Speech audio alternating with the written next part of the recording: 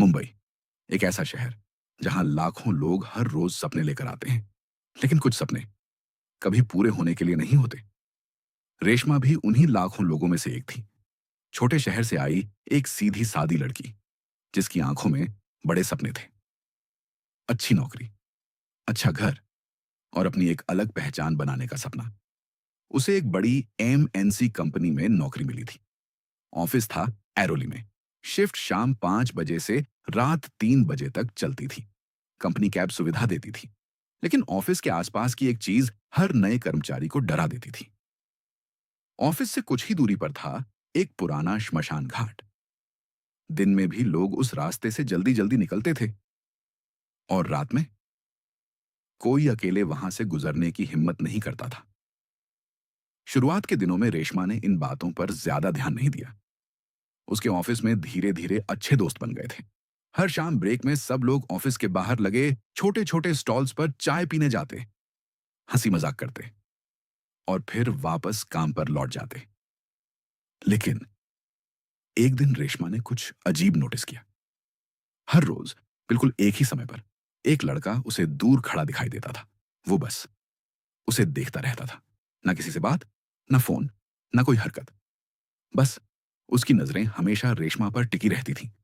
पहले पहल रेशमा ने उसे इग्नोर किया, लेकिन हफ्तों तक जब वही सिलसिला चलता रहा तो उसके मन में जिज्ञासा बढ़ने लगी। और सच कहें तो वो लड़का दिखने में बेहद आकर्षक था। गोरा चेहरा, हल्की दाढ़ी, काली शर्ट और आंखें इतनी गहरी जैसे उनमें कुछ छुपा हो। एक रात ऑफिस में स्केलेटन स्टाफिंग था, मतलब ऑफिस आधिकारिक तौर पर बंद था, लेकिन ज्यादा काम होने की वजह से कुछ कर्मचारियों को बुलाया गया था। रेशमा भी उन्हीं में से एक थी। उस दिन उसके सारे दोस्त छुट्टी पर थे। ऑफिस का पूरा फ्लोर लगभग खाली था। चारों तरफ अजीब सा सन्नाटा था। तभी रेशमा ने सोचा, अगर आज वो लड़का दिखा तो मैं उससे बात जरूर करूंगी। शाम के करीब 6 बजे वो अकेली ही नीचे स्टॉल्स की तरफ चली गई, और वो वहां था, उसी जगह, उसी तरह खड़ा हुआ। इस बार जैसे ही उनकी नजरें मिली, उस लड़के ने हल्की सी मुस्कान दी। रेशमा का दिल तेज धड़कने लगा। वो धीरे धीरे उसके पास गई। हाय, रेशमा ने कहा। हाय, उस लड़के ने भी मुस्कुराकर जवाब दिया। उसकी आवाज बेहद शांत थी, लेकिन अजीब तरह से ठंडी। रेशमा ने अपना परिचय दिया। तब उस लड़के ने कहा, मेरा नाम आर्यन है। कुछ देर दोनों बातें करते रहे। रेशमा ने हंसते हुए पूछा, मैंने नोटिस किया है, तुम रोज यहीं दिखते हो। तुम्हारा ऑफिस भी यहीं है क्या? आर्यन ने हल्की मुस्कान के साथ कहा, हाँ, मेरा टाइम भी तुम्हारे जैसा ही है। लेकिन तुम हमेशा अकेले रहते हो, कोई दोस्त नहीं। यह सुनकर आर्यन कुछ सेकंड के लिए चुप हो गया। फिर बोला, मैं थोड़ा शाय हूं, ज्यादा लोगों से घुलता मिलता नहीं। उसकी आंखें बोलते वक्त भी रेशमा से हट नहीं रही थीं। फिर अचानक उसने अपनी घड़ी देखी। ठीक 6:30। उसके चेहरे का भाव एकदम बदल गया। मुझे जाना होगा। इतनी जल्दी? रेशमा ने पूछा। लेकिन बिना जवाब दिए वो मुड़ गया और तेज कदमों से अंधेरे की तरफ चला गया। रेशमा ने उस पर ज्यादा ध्यान नहीं दिया। उसे यह भी एहसास नहीं हुआ कि आर्यन ऑफिस की दिशा में नहीं, श्मशान घाट की तरफ जा रहा था। उस दिन के बाद सब बदलने लगा। अब रेशमा अपने दोस्तों के साथ ब्रेक पर जाना बंद कर चुकी थी। वो हर शाम सिर्फ आर्यन से मिलने जाती। धीरे धीरे वो अपने दोस्तों से दूर होने लगी। ऑफिस में भी अब वो चुप रहने लगी थी। कई बार उसके दोस्तों ने पूछा भी, सब ठीक है ना? लेकिन रेशमा बस मुस्कुरा देती। अब उसकी दुनिया सिर्फ आर्यन तक सिमट चुकी थी। और सबसे अजीब बात, हर रोज ठीक 6:30 बजे आर्यन गायब हो जाता। एक सेकंड भी ऊपर नहीं रुकता, जैसे उसे किसी चीज की जल्दी हो। लेकिन प्यार में इंसान अक्सर वो चीजें नहीं देख पाता जो उसे देखनी चाहिए। एक दिन रेशमा ने हिम्मत करके कहा, हम बाहर कहीं घूमने चलें? आर्यन ने कुछ सेकंड उसे घूरा, फिर धीमे से पूछा, कहाँ?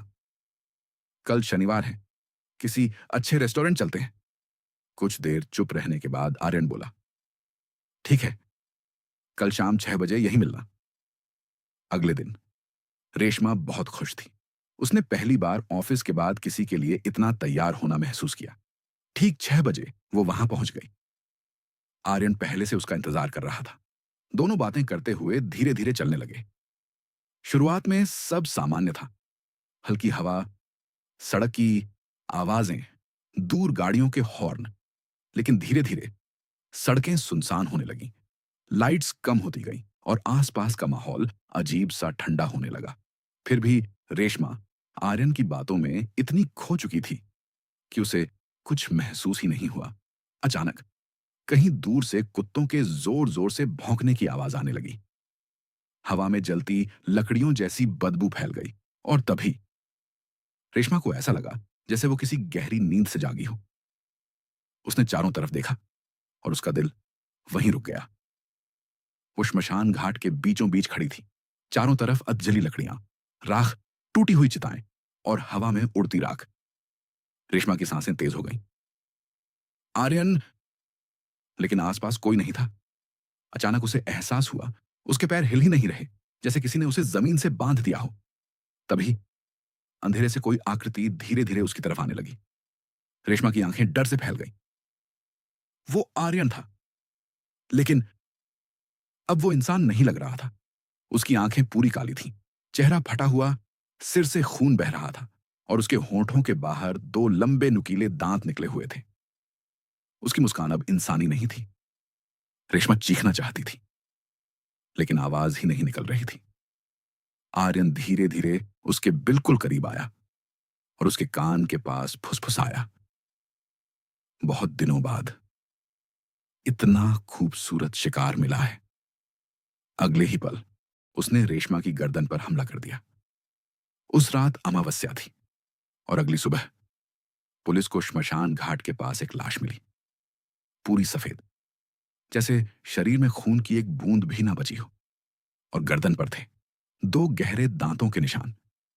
लेकिन सबसे डरावनी बात यह थी, यह पहली बार नहीं हुआ था। पिछले कई महीनों में ऐसी कई लाशें मिल चुकी थीं। हर बार खून गायब और गर्दन पर वही निशान। उस घटना के बाद लोग और सतर्क हो गए। लेकिन आज भी रात के 6:30 बजे कुछ लोगों का कहना है कि ऐरोली के उस पुराने श्मशान घाट के पास एक खूबसूरत लड़का खड़ा दिखाई देता है, जो सिर्फ अकेली लड़कियों को देखता रहता है। और अगर वो मुस्कुराकर तुम्हें हाय कह दे, तो शायद तुम अगली सुबह तक जिंदा ना बचो।